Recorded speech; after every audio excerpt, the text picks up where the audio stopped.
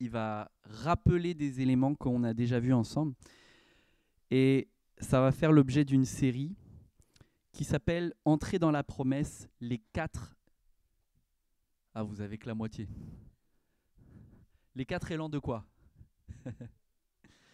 Les 4 élans de vie.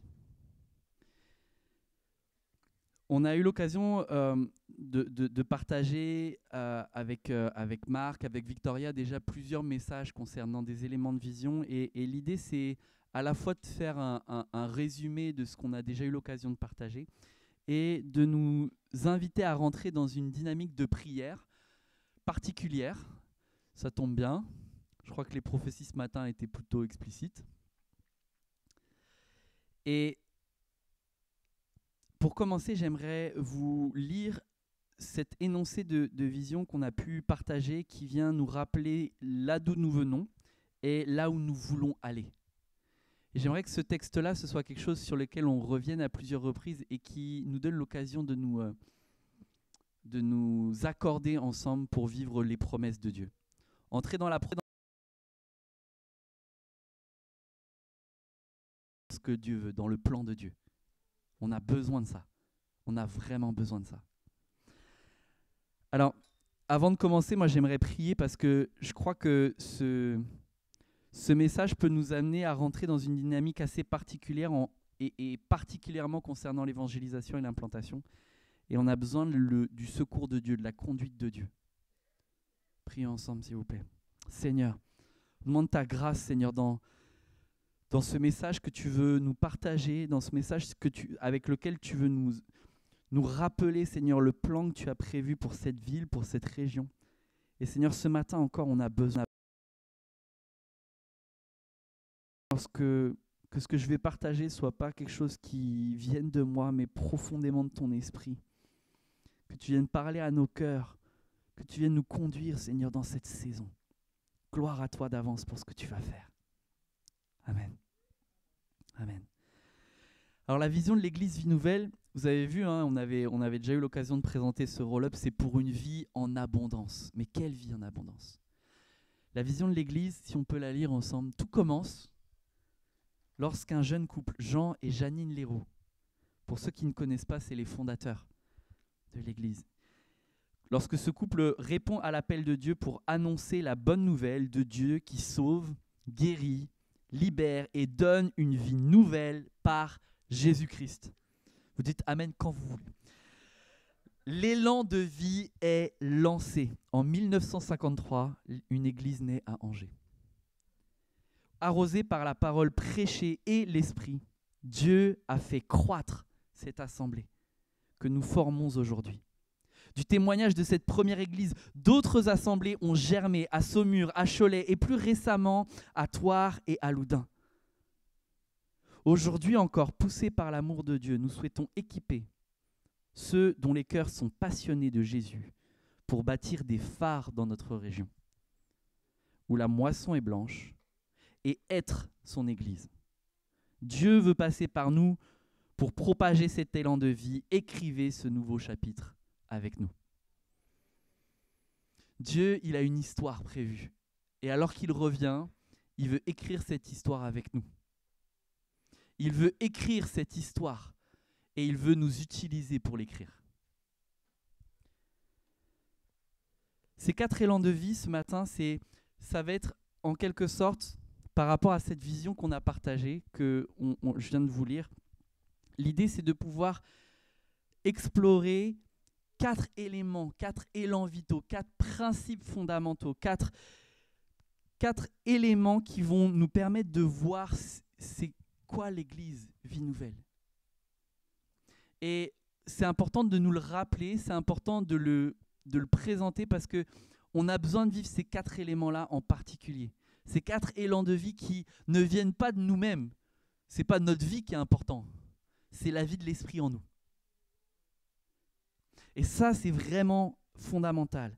Les 4 élans de vie, ça va être la vie en Dieu, la vie au service des autres, la vie se construit et la vie se répand. La vie en Dieu. Tout dépend de Dieu. Tout dépend de lui. la vie au service des autres, la vie se construit et la vie se répand. En fait, l'Église, c'est ce temple que nous sommes, ce témoignage de la vie de Dieu. Nous sommes appelés à être des représentants de la vie de Dieu. Amen.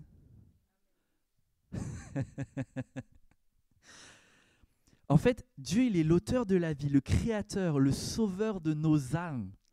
Et il a décidé de poursuivre son œuvre dans nos cœurs, alors que nous, on avait décidé de faire sans lui. On est les premiers à avoir décidé de faire sans lui. Et en fait, le péché, la Bible présente que le péché, c'est ce qui nous avait séparés de Dieu et ce qui nous empêchait de vivre la vie abondante que le Seigneur voulait nous donner. Et on a chacun mené notre vie de notre côté. J'enfonce peut-être des portes ouvertes, mais je veux le rappeler pour fonder en nous quelque chose qui va nous amener à cette vie nouvelle, cette vie d'église, cette vie en Jésus-Christ. Jésus, vous connaissez ce verset-là, Jésus, il dit de lui-même, « C'est moi qui suis le chemin, la vérité et la vie. On ne vient au Père qu'en passant par moi. » Jésus, il veut nous rappeler encore qu'il est cette vie. Souvent, on se dit, ouais, je vais mener ma vie. Mais en fait, la vie, elle n'a de sens, elle n'a d'existence qu'en Jésus-Christ. Le reste, c'est de la survie. Jésus, il dit aussi, justement, dans Jean au chapitre 17, que alors qu'il est, Jean 14, Jean 17, c'est lors d'un même discours, en fait. Jésus, il est avec ses disciples, on est à la Pâque. Et alors que Jésus s'apprête à donner sa vie, il veut rappeler à ses 12 disciples qu'il est le chemin, la vérité, la vie, même s'il va mourir et que Pierre, il dit « Ah non, non, non, non, non, ça ne peut pas arriver. » Il dit « Si, ça va arriver. » Et Jésus, il dit à un moment, il dit, la vie éternelle, ça consiste à te connaître, toi, le Dieu unique et véritable, et celui que tu as envoyé, Jésus-Christ.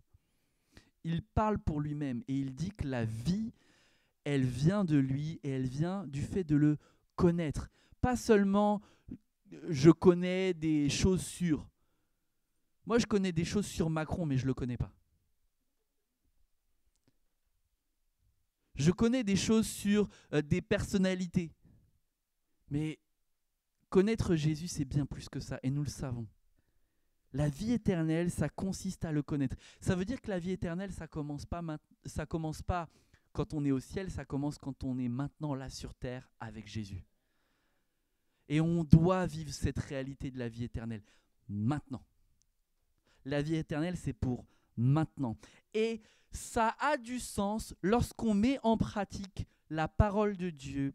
Et Jésus le dit dans Matthieu au chapitre 22, il dit « Tu aimeras le Seigneur ton Dieu de tout ton cœur, toute ton âme et de toute ta pensée. » C'est le commandement le plus grand et le plus important. Et il y en a un second qui lui est semblable. « Tu aimeras ton prochain comme toi-même. » J'enfonce des portes ouvertes, mais nous avons besoin de le rappeler parce qu'il est essentiel pour nous en tant qu'Église de se fonder sur ces vérités bibliques-là. Et Jésus, il dit à un moment donné, toujours dans ce même discours que je vous ai partagé tout à l'heure, dans Jean au chapitre 13, il dit « Je vous donne un commandement nouveau. Aimez-vous les uns les autres. Oui, comme je vous ai aimé, aimez-vous les uns les autres. » En quoi il est nouveau ce commandement? Parce que aimer son prochain, je viens de le lire avant, ça n'a pas l'air d'être nouveau. Ouais, comme je vous ai aimé. Parce que quand on dit aime ton prochain comme toi-même, ce qu'on dit souvent, associé, il dit faut apprendre à t'aimer pour pouvoir aimer l'autre. Amen, ça c'est vrai.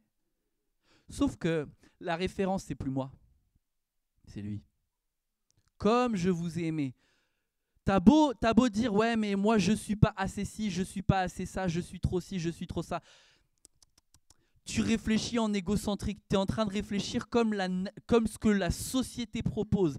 Une réflexion individualiste qui modifie, qui altère notre lecture de la Bible. Et Jésus vient rappeler, il dit, aimez-vous les uns les autres comme je vous ai aimé. Comment Jésus nous a aimés?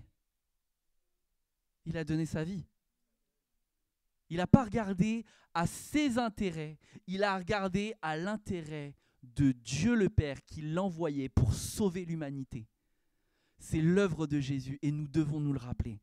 Et c'est pour ça qu'il dit ensuite, à ceux-ci tous reconnaîtront que vous êtes mes disciples, à l'amour que vous aurez les uns pour les autres. Être disciple de Jésus, c'est apprendre à être comme et à suivre Jésus. Comment on peut apprendre à suivre Jésus si on ne s'aime pas les uns les autres? Ça n'a pas de sens. Ça n'a pas de sens. Et quand Jésus il est venu, il n'est pas venu pour donner une vie, bon ça va, ça va être pas mal. Non, non, non, il est venu, la Bible elle dit, moi je suis venu afin que les hommes aient la vie. Est-ce que tu peux passer la slide suivante? Ouais, que les hommes aient la vie et une vie abondante. C'est l'œuvre de Dieu. Et il dira par rapport à cette abondance, dans Jean au chapitre 15, toujours le même discours, Jean chapitre 15. Je suis le cep de la vigne, vous en êtes les sarments. Celui qui demeure en moi et en qui je demeure portera du fruit, un fruit en abondance. Car sans moi, vous ne pouvez rien faire. On ne peut rien faire sans Jésus, rien. Ça n'a pas de sens la vie sans lui. Ça ne produit pas de fruits. Ça produit un fruit, mais notre fruit, ce n'est pas un fruit qui est bon à manger, qui nous amène à l'éternité. C'est quelque chose qui finalement ne nous nourrit pas, qui ne nous rassasie pas. C'est ça que Jésus veut dire. Donc, si vous ne savez pas quoi lire cette semaine, de Jean 13 à Jean 17, c'est déjà un bon programme. Si je devais résumer cet élément fondamental de ce qu'est la vie en Dieu, ce premier élément de ce qu'est l'Église, de cet élan de vie que nous sommes appelés à vivre, en fait, la vie en Dieu, c'est l'élan fondamental parce que tout vient de lui, tout vient par lui et tout est pour lui. Et sans lui, en résumé, sans lui, nous ne pouvons rien faire. La vie, elle n'a pas de sens sans Dieu. La vie en Dieu est éternelle. La vie en Dieu est abondante. Pour un fruit abondant. La vie en Dieu produit la guérison, la libération. La vie en Dieu nous parle de la victoire sur le mal, sur la souffrance et sur la mort. Oui, nous vivons encore momentanément cette souffrance. Mais quand Jésus dit qu'il revient, c'est pour régler définitivement ce problème-là.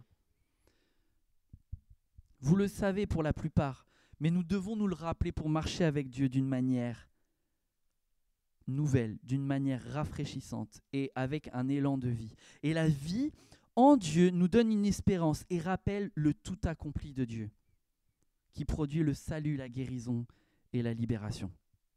Ça va pour ce premier point? Vous êtes réveillés? Ok, devant c'est réveillé. Toi aussi t'es réveillé. Derrière aussi vous êtes réveillés. En fait, moi, je trouve que c'est bon de pouvoir partager ce message que je vous partage là, même avec des plus jeunes. Et j'espère que ce message-là aussi, même pour vous les plus jeunes, ce ne soit pas quelque chose de lointain en vous disant « ça c'est pour les vieux », les grands, pardon. Non, c'est pas pour moi, je verrai ça plus tard. Non. L'église, c'est pas tes parents, l'église, c'est toi aussi. L'église se conjugue au pluriel, c'est nous ensemble.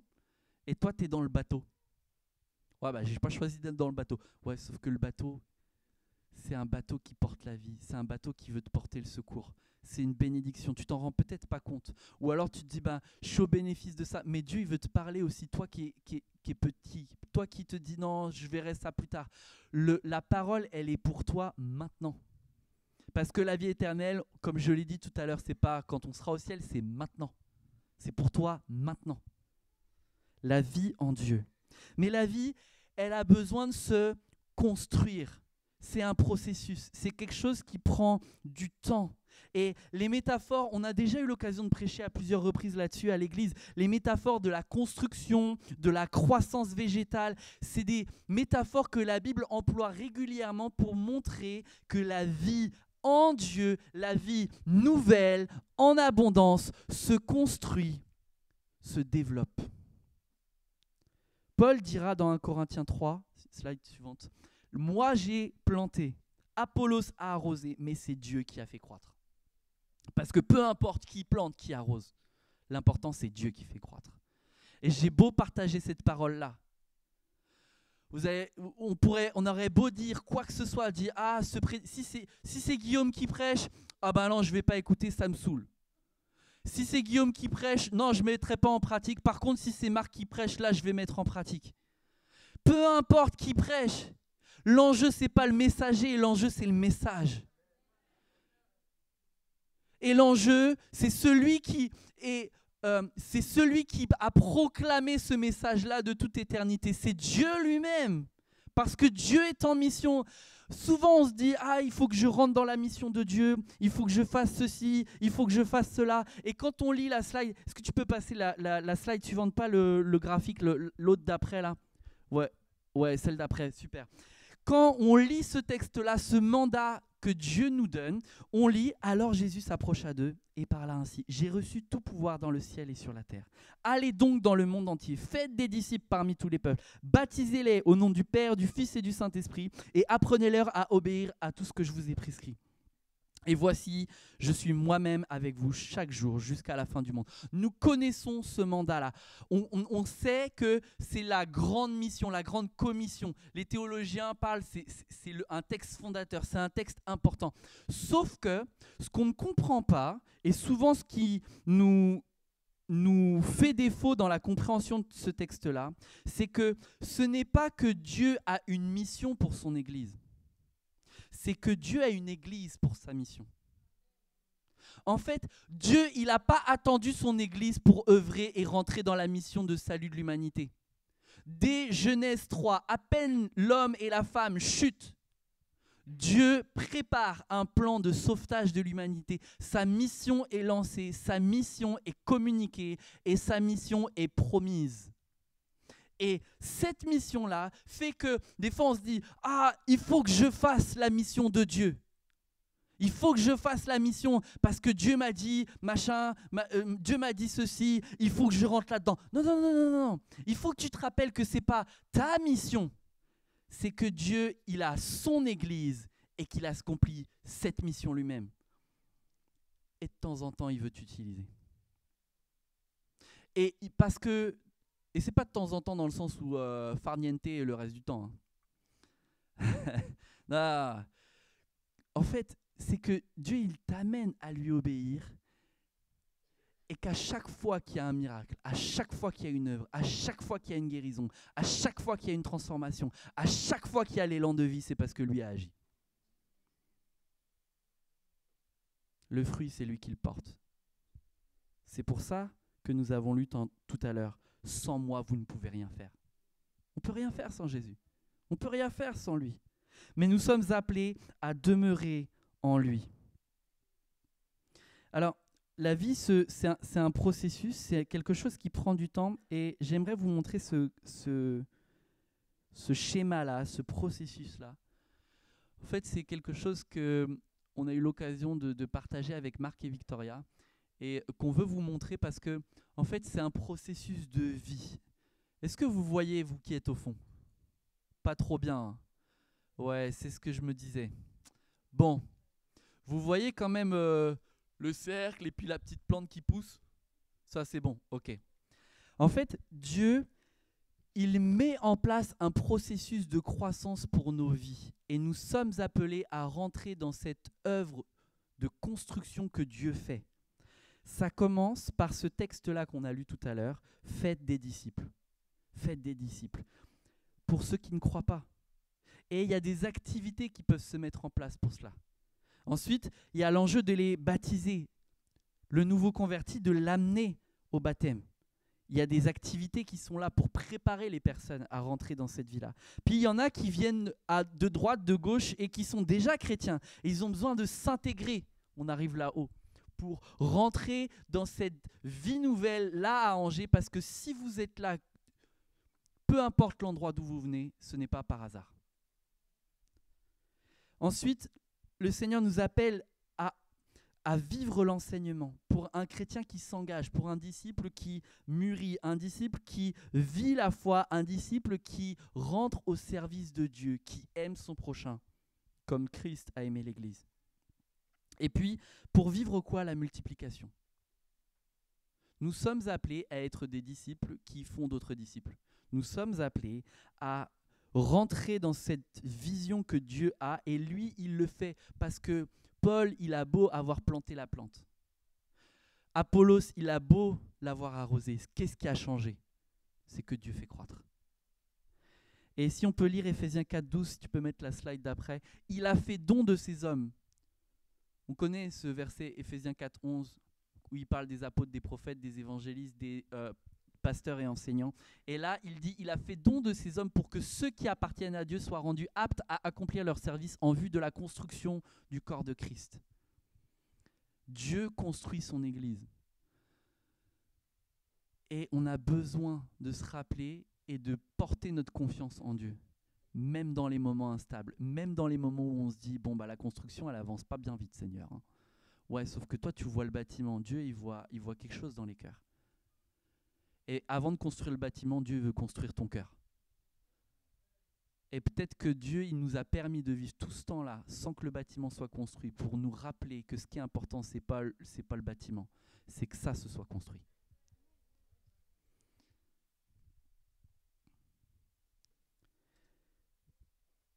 La construction, c'est un processus normal de vie, de la vie de Dieu. Si tu peux mettre la slide suivante. Suivre Jésus en se faisant baptiser, en appartenant à lui, en apprenant à lui obéir et ce qu'il fait ce qu'il fait de nous des disciples. Jésus veut nous faire croître et il a envoyé avec le Père son esprit pour accomplir la transformation. Le mot transformation qui est employé, c'est la métanoïa. Et si je devais le résumer ainsi, pensez au papillon. Avant de devenir beau comme un papillon, ça ressemble à quoi? À une chenille. C'est pas ouf, hein? Et Dieu, quand il voit nos vies, il voit pas seulement là où on en est. Hein. Petite chenille, là, comme ça, là. Non, il voit le papillon. Il voit le papillon. Et cette métanoïa que Dieu prévoit, c'est ça qui fait que la construction, c'est pas quelque chose sur lequel on doit s'arrêter. Ce sur quoi on doit s'arrêter, c'est là où Dieu nous amène.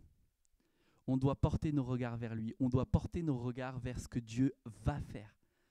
Des fois, on dit, ouais, mais moi, je suis toujours une chenille, j'arrive pas à me séparer de ce péché-là. Quand je fais ceci, quand je fais cela, je vois que ça me nuit à moi, puis en plus, ça nuit aux autres. Ouais, mais t'inquiète pas, Dieu, il est en train de te changer, là. Puis des fois, il doit te faire des prises de catch pour te bloquer, pour que tu arrêtes, pour rentres dans la chrysalide et que tu acceptes cette transformation-là, même si ça veut dire momentanément de dire, ok, Père, je me soumets à toi. Et là, je vais rester là, à tes pieds. Je vais rester à être transformé parce que, en fait, Dieu, tu veux transformer ma vie pleinement. La vie se construit lorsque l'Église vit la communion fraternelle et vit les charismes que Dieu donne. Ça, c'est une série que nous avons eu l'occasion d'apporter.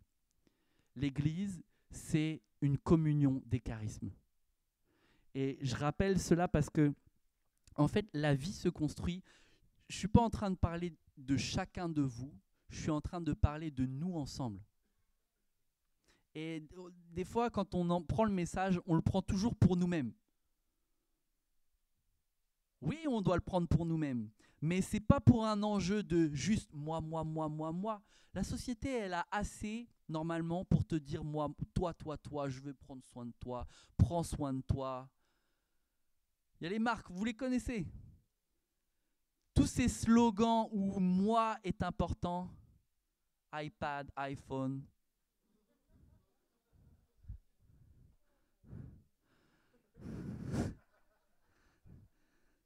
Et puis iPad, parce que là, c'est sûr que ça coûte cher.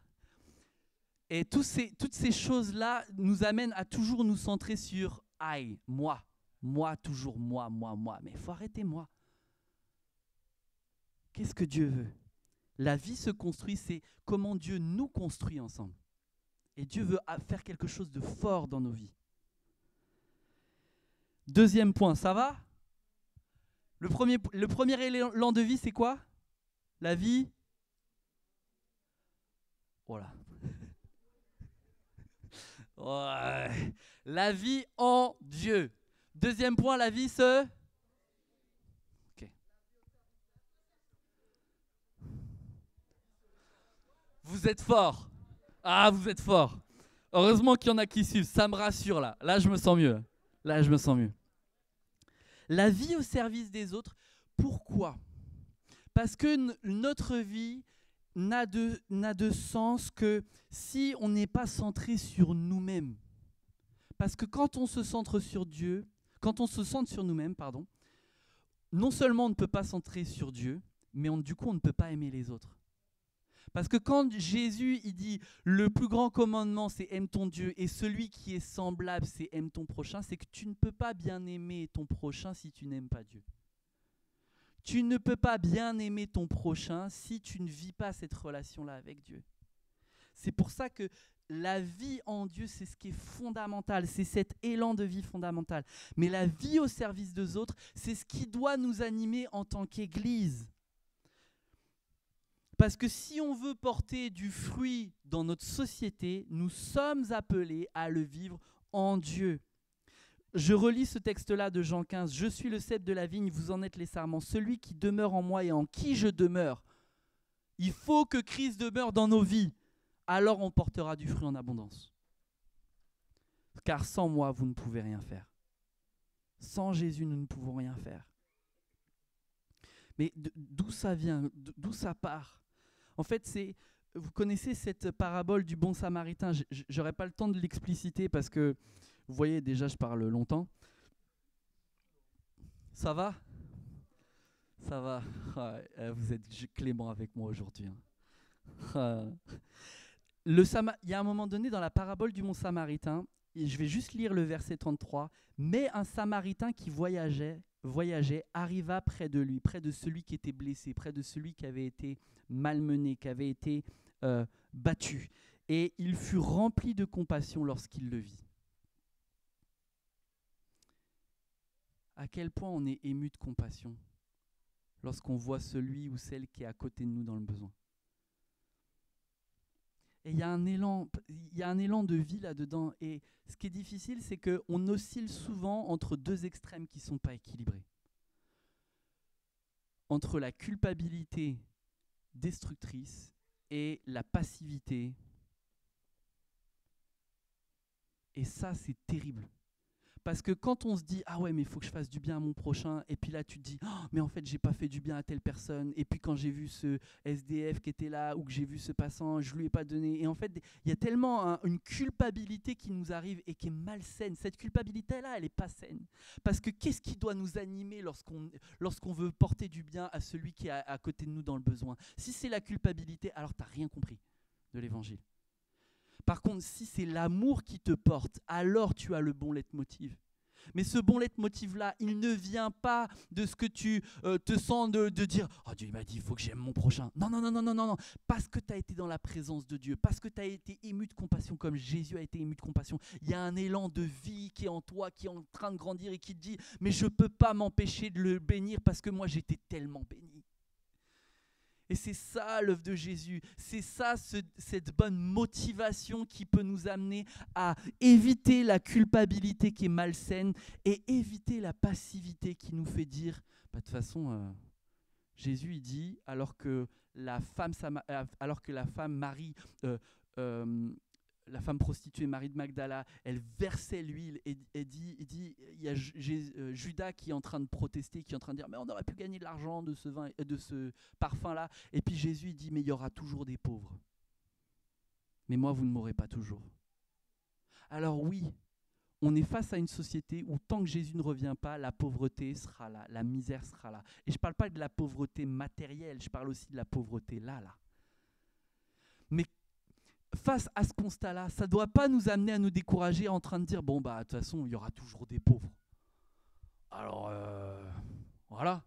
Non, si je faisais témoigner tous ceux qui participent avec graine d'espoir à cette œuvre sociale auprès des étudiants, ce n'est pas ça qui anime leur cœur. C'est pas ni dire oh, bah, de toute façon il y aura des pauvres donc bon on fait ce qu'on peut, mais non non non non, c'est ni la culpabilité en train de se dire ah bah si je fais pas ça j'aurai pas droit au ciel. Non, c'est une activité du cœur, un élan qui vient de Dieu lui-même. Cet élan de vie doit nous animer et ne doit pas seulement animer nos vies pour répondre à un besoin spécifique comme les enjeux de pauvreté, mais doit nous amener à rentrer dans une mission qui s'appelle la mission holistique, la mission intégrale. C'est quoi ces gros mots? On va y revenir là-dessus. Si je devais résumer en cette phrase-là, la mission holistique, la mission intégrale, c'est la mission que Dieu œuvre dans le monde qui prend en compte tous les aspects de notre vie. Et pas seulement le fait qu'on soit sauvé, que notre âme soit sauvée, mais dans le fait de pouvoir vivre la vie en abondance pleinement et entière, et en étant l'Église qui répond aux besoins de société qui sont là. Par exemple, l'écologie. Par exemple, l'écologie. Nous sommes appelés en tant qu'Église à être une Église exemplaire. Et heureusement que Dieu n'a pas attendu les chrétiens pour faire de l'écologie, pour que de l'écologie soit faite dans ce monde.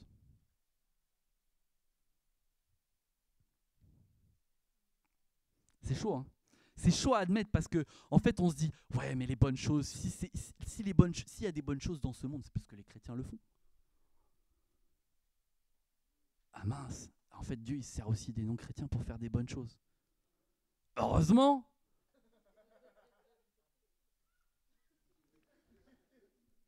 Et c'est ça la mission holistique. C'est rentrer dans ce mandat ensemble en tant qu'Église, mais avec le monde, pour porter du bien pour le monde, et pas seulement à dire, bon, de toute façon, le monde, il va aller de mal en pire. Donc, comme Dieu il va renouveler la terre, je peux bien jeter mon paquet de bonbons, je peux bien jeter le plastique là dans la rue, ça ne changera rien. De toute façon, la terre elle va être renouvelée. Mais c'est quoi cette logique-là? Peut-être ça va sans dire pour certains, mais je veux le dire parce qu'il y a un enjeu spirituel profond en tant qu'Église de rentrer dans ce mandat qui est le suivant: l'élan de vie au service des autres.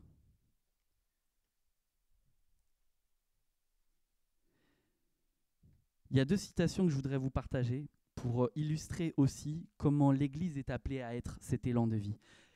Dietrich Bonhoeffer dit « Une Église n'est Église que lorsqu'elle est là pour les autres ». C'est une belle punchline. Il est fort, Dietrich Bonhoeffer. Évidemment, l'Église n'est pas que ça. Mais comment on peut le comprendre en prenant aussi la deuxième citation que je veux vous montrer de Brian McLaren qui dit « La valeur d'une religion est basée sur le bénéfice qu'elle apporte à ses non-membres. » C'est pour ça qu'on se fait tailler des shorts. Si je peux le dire comme ça. C'est pour ça que les églises, la religion, elle est critiquée. Parce qu'effectivement, quand on fait le point, on se dit, ouais, les contre-témoignages, les mauvais témoignages, on en a un paquet. On en a un paquet. Il y a une étude qui est passée sur les violences conjugales et les abus qui peuvent y avoir. Dans la société, on se dit, ah bah nous, dans l'église, on est épargnés. Les stats montrent que c'est dans les églises qu'il y a parfois plus de violences conjugales que dans le monde. Ouais, quand même. Non, ils ont du mal à faire l'étude. Ok. Allez vérifier.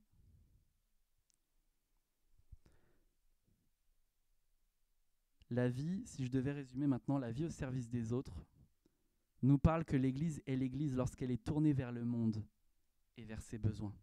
Cette vie est au service des autres parce qu'elle concerne tous les aspects de la vie des gens et de la société. L'Église est appelée à être dans un élan de vie pour une mission intégrale. Ça, c'est le troisième point. La vie au service des autres. On a vu quoi? On a vu, la vie en Dieu. Ensuite, la vie se construit et on vient de voir la vie au service des autres.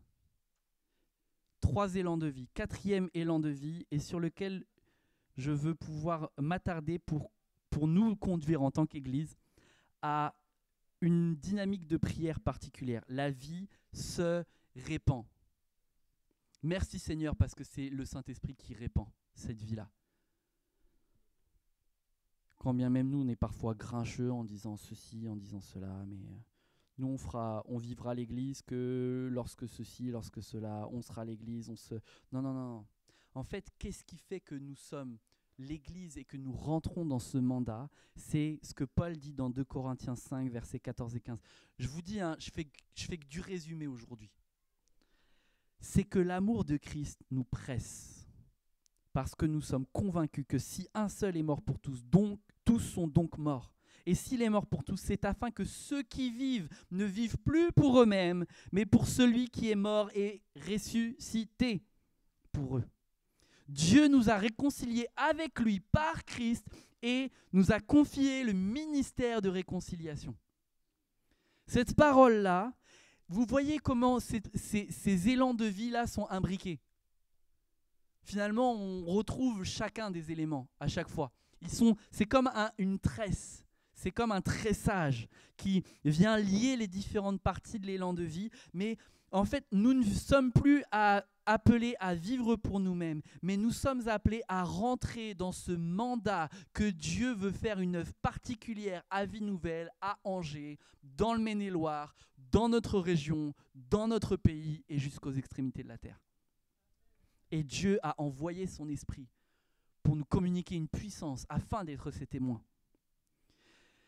C'est suivant l'amour de Jésus que nous pouvons le vivre et rentrer dans ce mandat en se rappelant ce texte de Matthieu chapitre 9 où Jésus, il parcourait toutes les villes et les villages pour donner son enseignement dans leur synagogue. Il proclamait la bonne nouvelle du règne de Dieu et guérissait toute maladie et toute infirmité. En voyant les foules, il fut rempli de compassion pour elles, car ces gens étaient inquiets et abattus comme des brebis sans berger.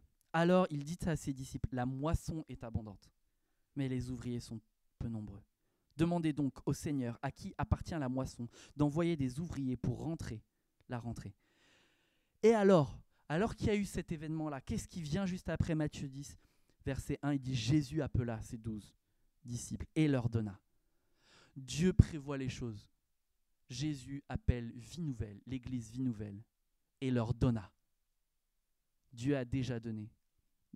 Quand tout à l'heure on rappelait que l'église c'était une communion des charismes, Dieu a déjà pourvu pour cette église-là tout un tas de charismes.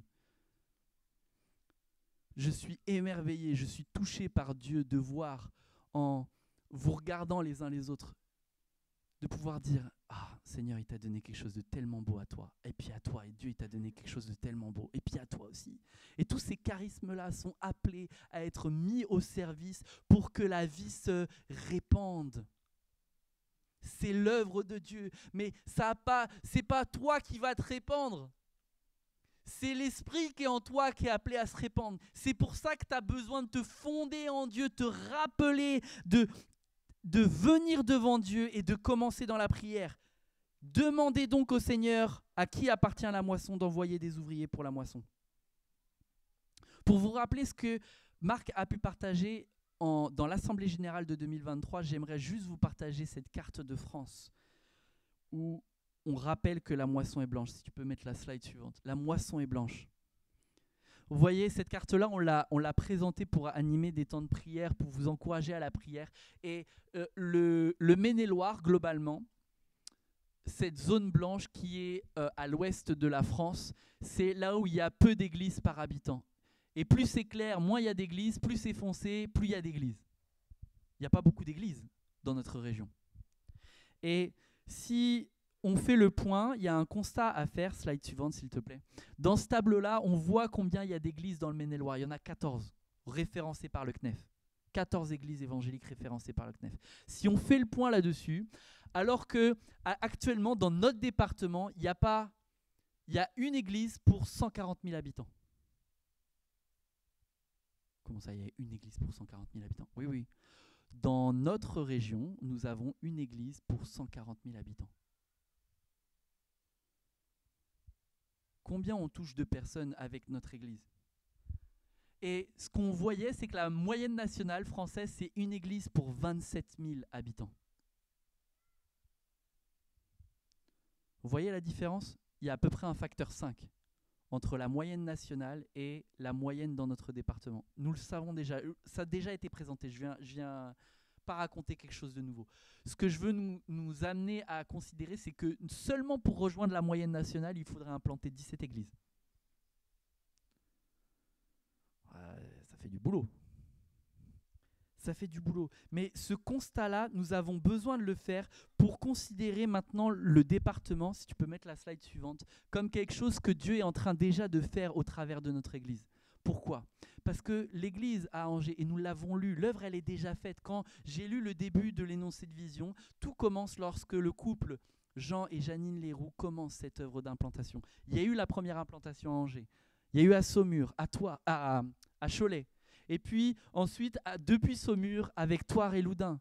J'ai eu l'occasion de m'investir sur ces implantations-là à Thouars et à Loudun. Et aujourd'hui, alors que nous sommes ici, nous sommes appelés à considérer que la carte, tous ces points rouges pourraient être des lieux où nous pourrions voir des églises s'implanter. C'est un exemple.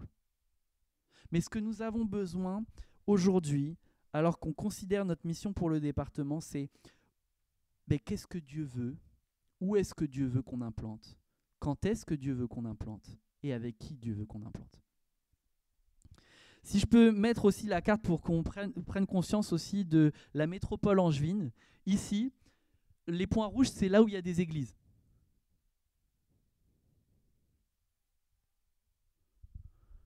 La carte parle plutôt d'elle-même. La métropole angevine, c'est 300 000 habitants.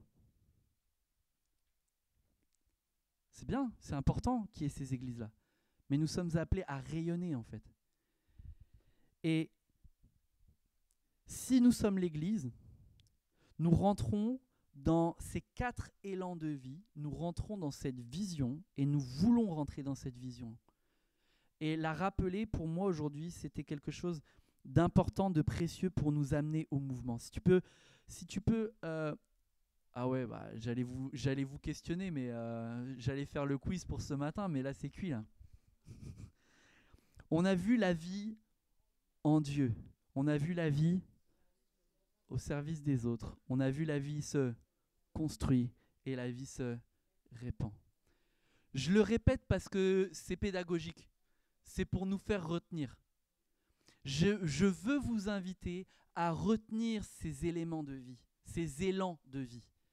Pour que demain, nous puissions nous dire « Ok Seigneur, en fait, il faut qu'on vive chacun de ces aspects-là d'une manière rafraîchie en toi et que nous rentrions dans cette mission, nous rentrions dans ce mandat, nous rentrions dans cet élan de vie. »